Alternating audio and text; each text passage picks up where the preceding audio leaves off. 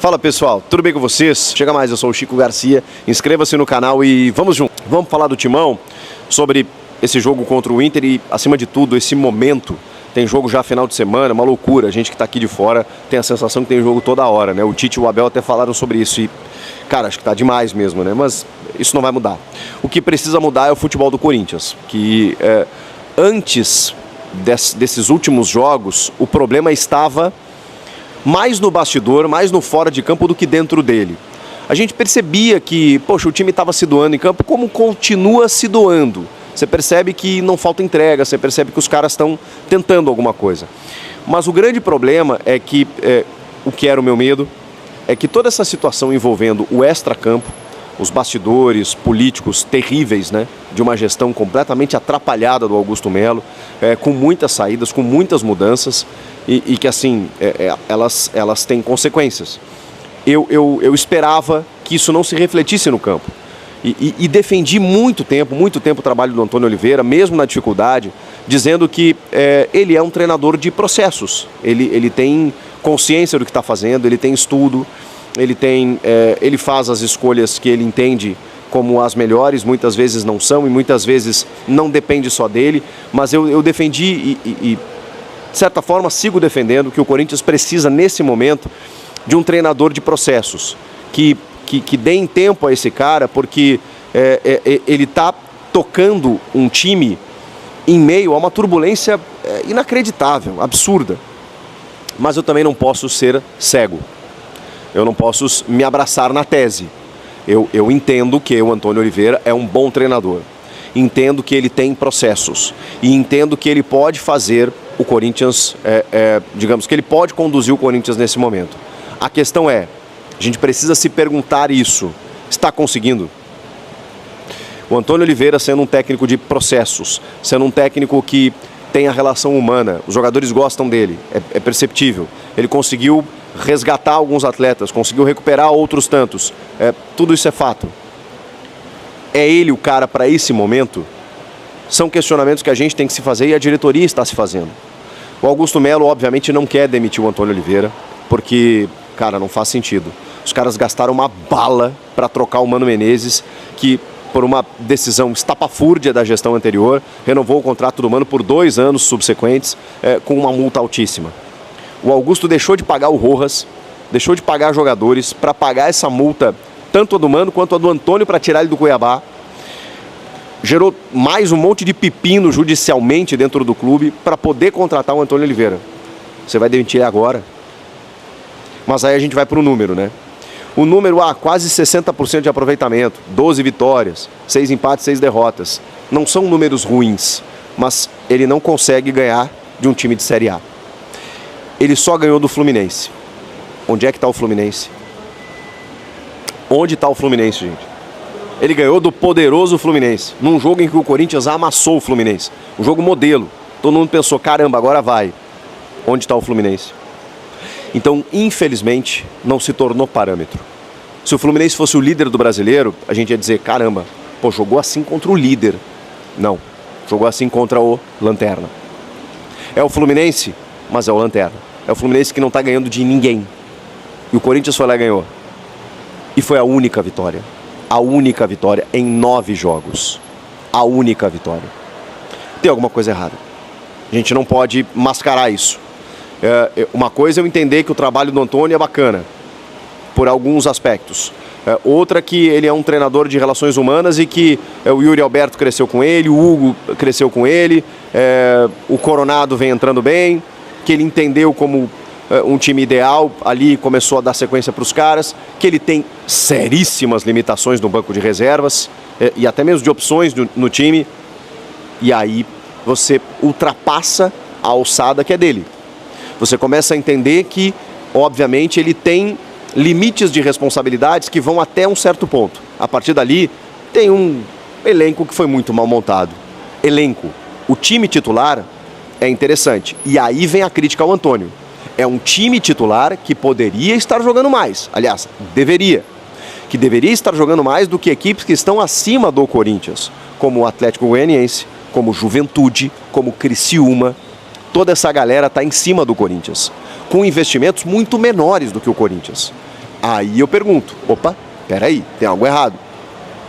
Tem uma crítica que a gente... porque assim, é muito normal a gente estabelecer culpados como definitivos. Não, é só culpa do técnico, troca o técnico que vai melhorar. Não, o elenco manda todo mundo embora. Quando na verdade, muitas vezes, não é assim que funciona. Ou a diretoria manda todo mundo embora e recomeça do zero. E isso é uma coisa que não tem como fazer. Por mais que o culpado maior seja sejam os dirigentes, você não tem como trocá-los, né? A não ser em volta do presidente. E vai fazer a diferença? Não está fazendo, pelo contrário, está piorando. Até está fazendo, para pior. Então, assim, é muito difícil você entender nesse momento o que precisa ser feito. Os culpados estão identificados.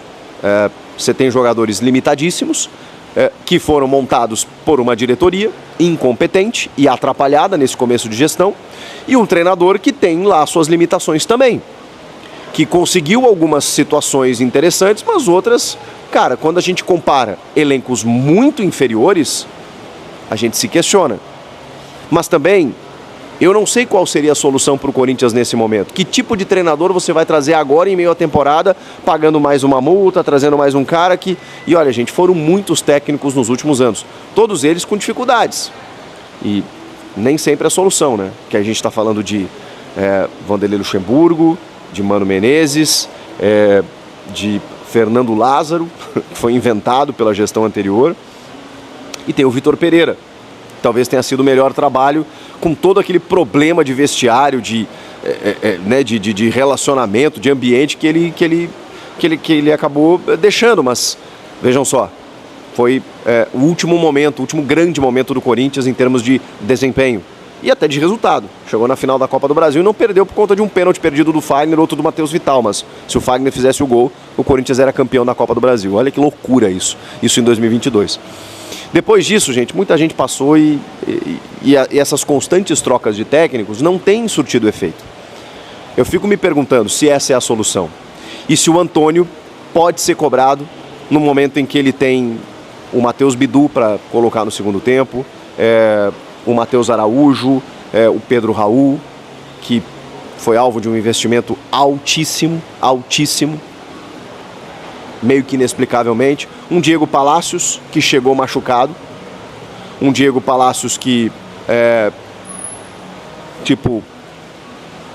chegou e os caras não conseguiram nem perceber que ele tinha uma lesão crônica de cartilagem e agora talvez nem jogue mais esse ano.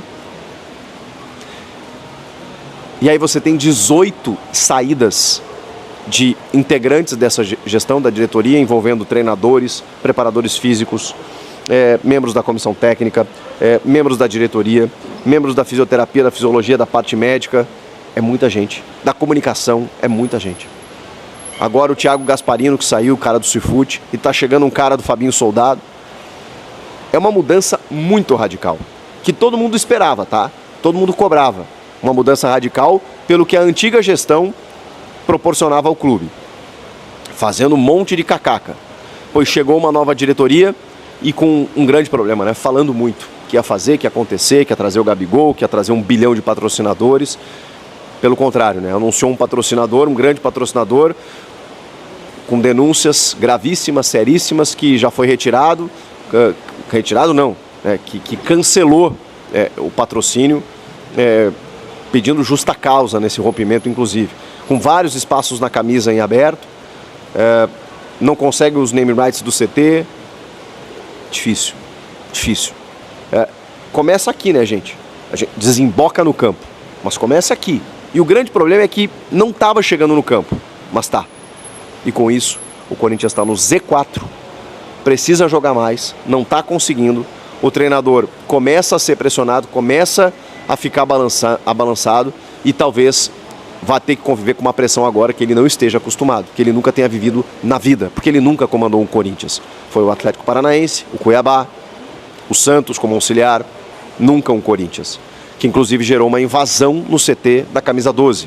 Os caras foram lá, invadiram o CT, foram no auditório, conversaram com o Augusto, conversaram com um monte de gente, pedindo melhorias, os caras saíram de Florianópolis, porque o jogo contra o Inter, pelo amor de Deus, gente, pelo amor de Deus, o Wesley arranca durante alguns metros, sem ninguém encostar no cara, sem ninguém diminuir o espaço. Aí ele desfere um chute maravilhoso, que o Donelli não tinha muito o que fazer.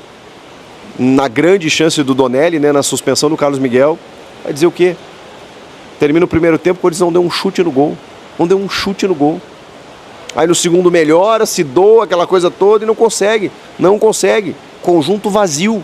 Não consegue chegar ao ataque. E o Inter, como o Grêmio, que até está muito mal, pior do que o Corinthians, como o Juventude, o Inter sofreu com esse problema no Sul, não tem casa, tá jogando em Florianópolis como mandante, uma hora em Criciúma, outra hora em Caxias do Sul, outra hora na Arena Barueri. E o Inter venceu o Corinthians, cara, com facilidade. Porque o time é horrível. O time tem muitos problemas. E de quem é a culpa? Agora eu deixo com vocês. Comenta aqui, inscreva-se no canal. Obrigado pela compreensão de todos. Eu volto a qualquer momento assim que eu puder, falando sobre o Corinthians, o momento que está acontecendo. E sobre, enfim, todos esses bastidores aí. Será que o Antônio Oliveira consegue resistir mais um pouco? Será que vai ter mais troca na diretoria? Será que o Augusto está pedindo paciência pela janela? Mas com que dinheiro ele vai contratar?